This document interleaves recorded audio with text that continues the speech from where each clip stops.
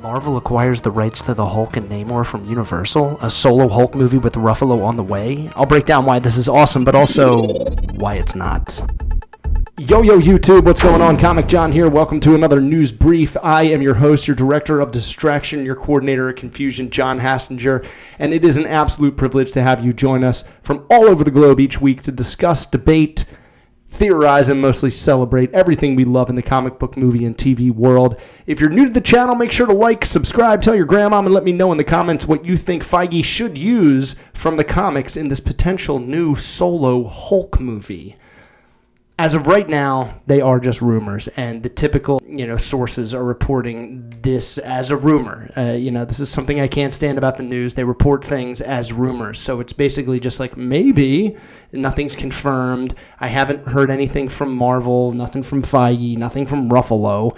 I haven't checked his Twitter, though. He's pretty active on there, so take it for what it's worth.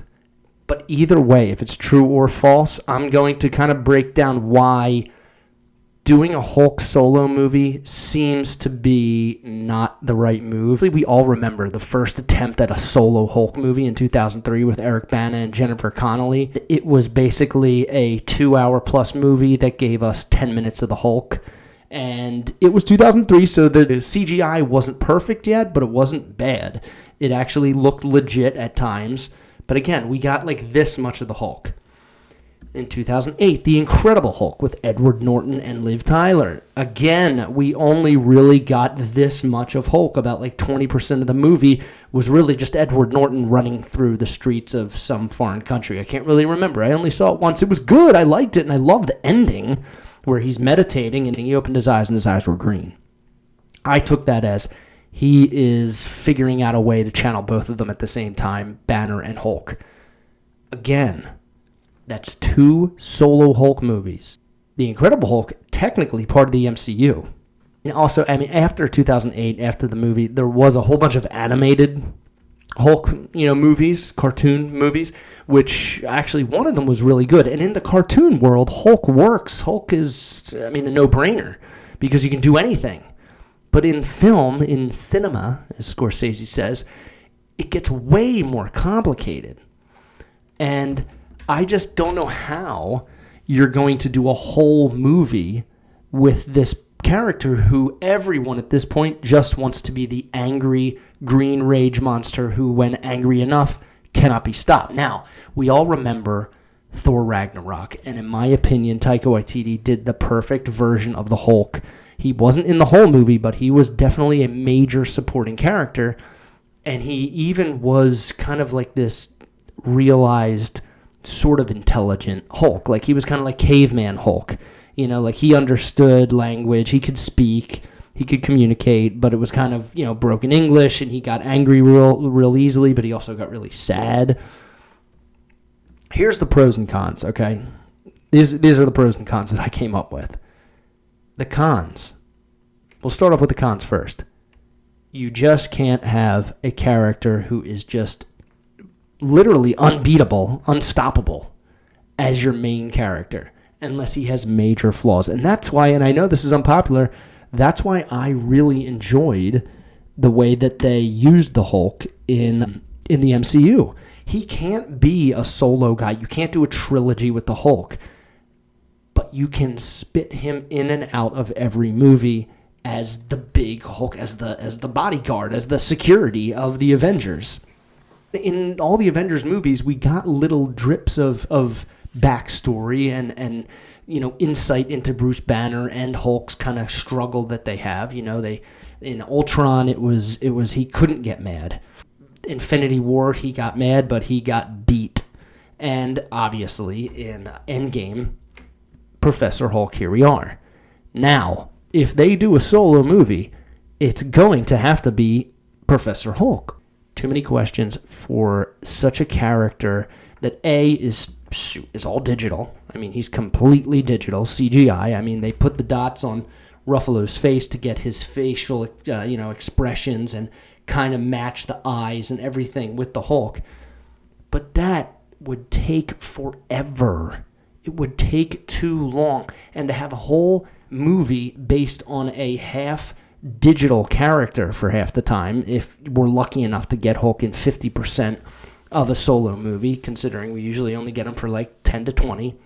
It's just not the right lane to go down. I think Hulk works perfectly as a sidekick because if it's a solo Hulk movie, they're going to make him struggle. But he's been struggling this whole time. Even in Infinity War, he couldn't even become, he was trying to become the Hulk and he couldn't. Hulk was like, no, fuck you, man. I'm not like this slave that you just like ring every time you need someone beat up, anytime you need someone smashed. And I just feel like that would make for a boring movie, hence why the other two did so bad. Because it's the Hulk. But realistically, you can't have Hulk in the whole movie. You need Bruce Banner. And it's going to cost a lot of money and take a lot of time to make the digital Hulk. I mean, that is not an easy task. And it takes a lot of people and a lot of time and a lot of money just to do another Hulk movie that could possibly flop. Because Hulk is like this slow burn, hence why the TV show was so popular. You could take that in little bursts, and that's what they did in the MCU. That's what Feige came up with. They put him in other movies, mostly the Avenger movies, and then in Thor Ragnarok, and then we got him. We got him the best version of the Hulk and Bruce Banner, that we've ever had. He was Hulk, and he was kind of trapped, and he had like no idea. Even as Hulk, he was like, Hulk always Hulk. And then Banner was like, yo, it was like 2 years ago. I've been trapped in the Hulk's body for 2 years. That was so good. And then even at the end when, it was getting ugly and that big wolf, Hela's big wolf was coming to get them. That giant black dog. He just jumps out of the plane, almost dies, and becomes the Hulk. He's perfect. He's perfect for coming in and helping everyone when everything gets shitty. And then in the rest of the movie, struggling with that identity crisis that he always has, Banner and Hulk. They don't like each other. And a lot of people didn't like it in Endgame when he became Professor Hulk. I thought it was amazing. I thought every time Ruffalo was on the screen, I was engaged. I was just amazed and impressed by the digital department, how real he looked, how much like Ruffalo he looked, and just the emphasis on how intelligent he is. But he's like the Hulk, so he's got this amazing confidence. So he's making jokes, he's smiling, he's happy, he's taking selfies, he's making fun of Ant-Man. That was just the best. That was great. And again, it's in limited use. Even in Infinity War, he was awesome. I loved the struggle, Sorry, we're having a bit of an issue here, Sorry, it's not a good time to have issues. You're embarrassing me in front of the Wizards. On to the pro, because I really only have one pro and one con. The con, Hulk's a CGI-based character. If you're going to be Hulk for 50% of the movie, which in my opinion is the only way you can do it, it's just too much money, it's just too much time, and you run the risk of another flop Hulk movie like 2003 and 2008. If you add more characters into that Hulk movie, awesome. But who knows? I'm just going off the news that there's a solo Hulk movie coming, and that would just be Hulk and Bruce Banner. It's a shame because a Scarlet Witch, a Black Widow Hulk movie, they really could have done something great there. And even Ant-Man. Throw Ant-Man in there just for fun. Now, my pro about a solo Hulk movie, one man, Mark Ruffalo. And I got to tell you, I love Edward Norton. I thought he was such a cool pick for Bruce Banner, and he was so good in that one, in the 2008 The Incredible Hulk. And he is a big Hulk fan and had like ideas for the next movie. And I can't remember what happened, but they flipped, and all of a sudden Mark Ruffalo shows up in Avengers, and he's Bruce Banner. And I bought it immediately. I bought his dynamic with him and Tony, the Science Bros. I bought that.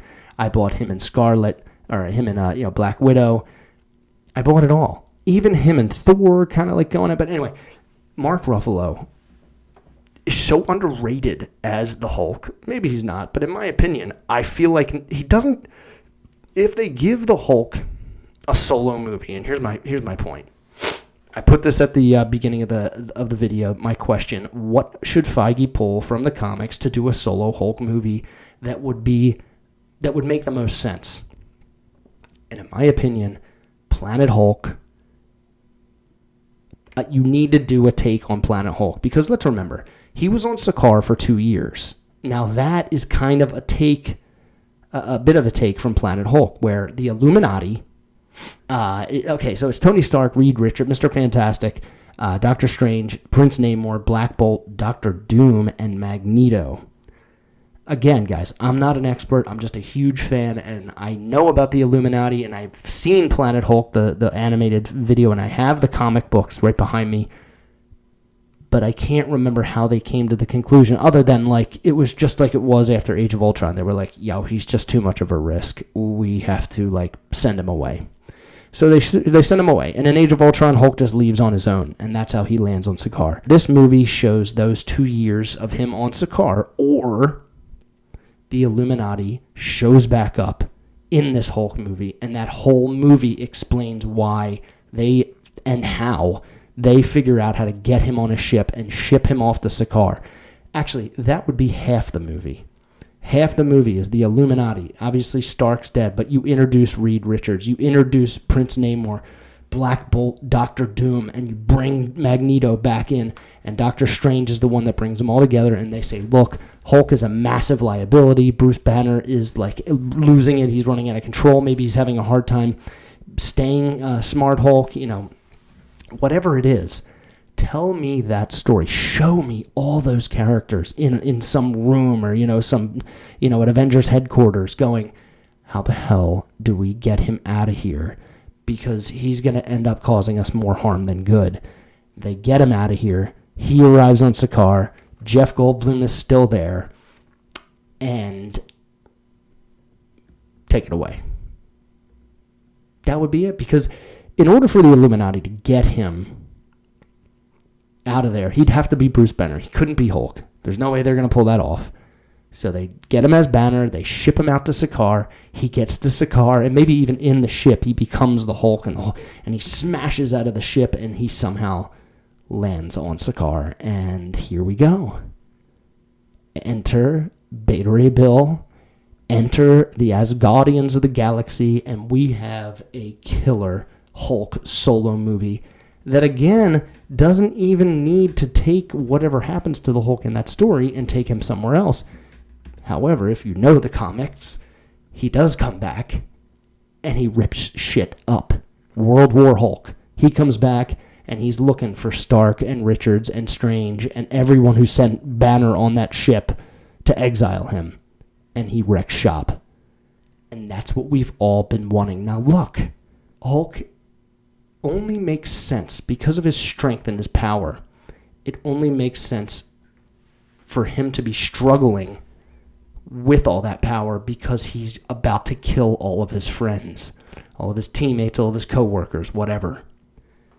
That's got to be the movie. That's my take, guys. That's the news brief. If this news is confirmed, and Marvel or Feige or Disney, anybody reports, even Universal, if they report that this is all true and that they have the rights back to the Hulk, we're also going to see Hulk in the She-Hulk Disney Plus show.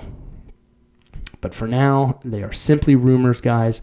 I'm just really excited. That's my take on what they should do. We'll be doing more videos this week. We're going to do first time watching The Matrix. That's right. I've never seen The Matrix. I'm watching it for the first. I watched it for the first time last night, and we're going to do a review with CJ and Andrew this week, and then Reloaded, and then Matrix 3, whatever that title is. I can't even remember because no one saw it. But so far, here's my real early take on Matrix 1.